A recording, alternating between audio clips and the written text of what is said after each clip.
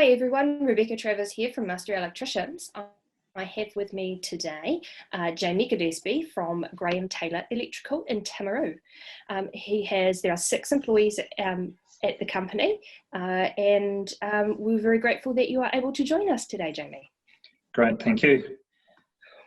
Tell me, what's the last couple of weeks looked like for you in terms of lockdown, positives and negatives? Really, the first week or so was catching up on paperwork and getting invoices out and so on like that. I was kept busy as such doing that sort of stuff. But as time's gone on, things have got harder, so to speak, and all my staff are pretty much all at home doing nothing, so to speak. And so I've been doing a few call outs myself. So I've been catching up on that sort of stuff, and really, I suppose it's hard to put into figures what that whether it's a positive or a negative or as such, but we're used to charging out 200 hours a week, and currently lucky if we're charging out 20 hours a week of that. So that's obviously the big negative on that one. So pretty hard to find a lot of positives in it. Yeah. So would you say that your biggest challenge to date has been the number of chargeable hours that you've had? Yeah, pretty much. The industry we're in, if you're not out there working, charging out hours, basically you're not making money. We haven't got any, we don't supply materials or anything like that. We don't have online sales or anything. So yeah, basically if your vans aren't out there on the road, you're not making money. Yeah. With the wage subsidy that the government came out with, was that something that you applied for? Did you find the process easy, and what was that like for you?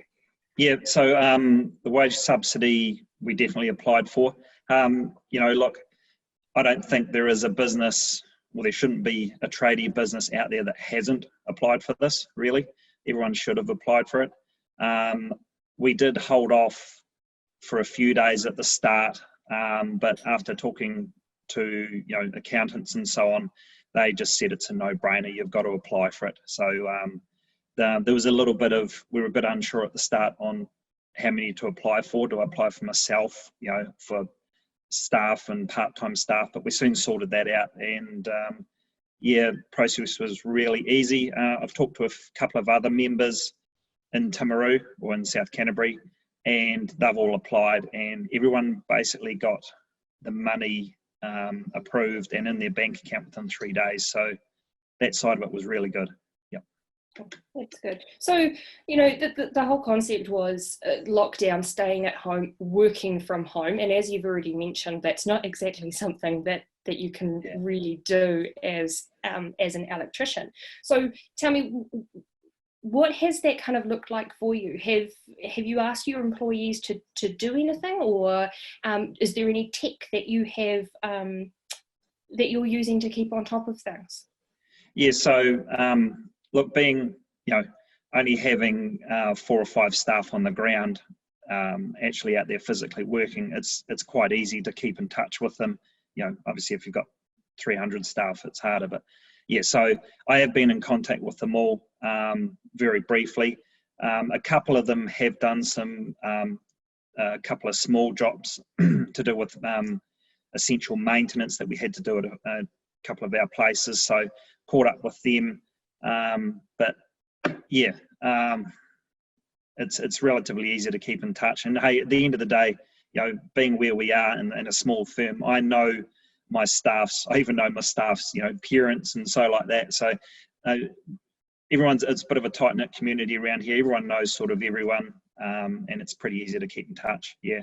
And as far as working from home goes, hey, look, we moved to online or cloud-based, job management and accounting sort of thing. We did that quite a few years ago, and I think most businesses this size would be set up like that. There's probably a couple of older guys that still work off the old paper system, job cards and stuff, but I'd say that, these days everyone is pretty mobile. They can work from home anyway, so it's not too tough on that side of it. Yeah. So what about the clients? You probably had projects on the go that had to basically stop with the lockdown happening. Have you kept in touch with your clients at all? Yep. So basically our major clients, sort of in the construction industry and, to do with, rest homes and hospitals and stuff like that, we've been in touch with them, and it's just an ongoing, to that sort of side of it. Most of the stuff day to day is carried on. As far as the domestic side, that's pretty much come to a complete standstill. Don't know where that's going to head down the future. People only tend to ring their sparkies when they need them. So, to keep in touch with all them is a different story. But just like to make a point that the stuff that master electricians put out right at the start to do with, there was a couple of letterheads and stuff there that was brilliant. We just basically put out our names and everything on that and sent it out to our clients, and we got some really good positive feedback from that. So that was really helpful, actually. Well, it's good to hear that what we're doing is being helpful. What about planning for the future? Have you got a plan for coming out of level 4 into level 3? What do you need to hit the ground running? Yeah, well, I was talking to another local firm here yesterday, actually, an electrician firm, and we were talking and asking that same question, actually. And pretty much what came out of it is, we don't know. We don't know at all, because there's just so many variables coming out of this. What are we allowed to do? What are we not allowed to do? Who can we go and see? A few of us have got contracts already underway, which is quite good. We can get back into that. I don't think materials and supply of materials is going to be too much of an issue. It seems to be okay. But yeah, as far as new jobs coming in, it's really up in the air, and I think I get my head around it one day, and then the next day something changes, and I just don't know where to go from there. So at this stage, our plan is to do what we've got. Pretty much because of the subsidy thing that that we've claimed on and received, we're going to carry on probably 4 days a week, and get as much work done as we can. And really, it's going to be sit by the phone and wait for the calls to come in and see where we go. So that's basically my plan till mid-June, which is when the 12 weeks is up. And obviously, as we get closer to that cut-off point in June, that's when we're going to have to make the hard decisions of, retaining staff and, everything might have come right by then, and the jobs are coming in. So that's pretty much where we're at. Yeah. Yeah, it's certainly a tough time for most small businesses out there, and planning is very hard when the ball seems to move about quite a lot on you as well. Yeah.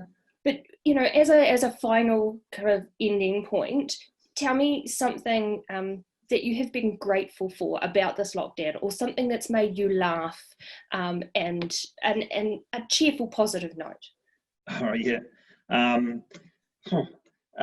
No, look, I've actually, so far of this, I've actually quite enjoyed it.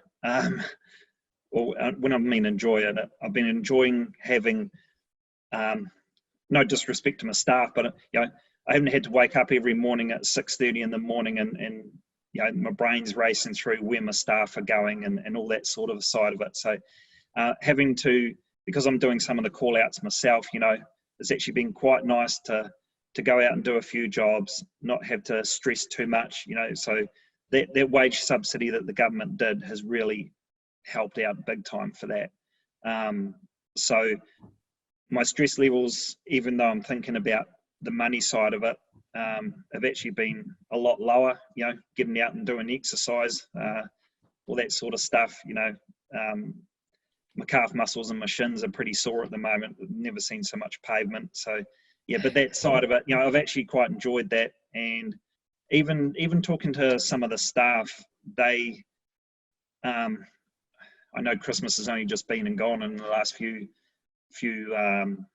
months, but I wonder if this will sort of give the locals a bit of a wake up call. We're always running around, we're always 100 miles an hour.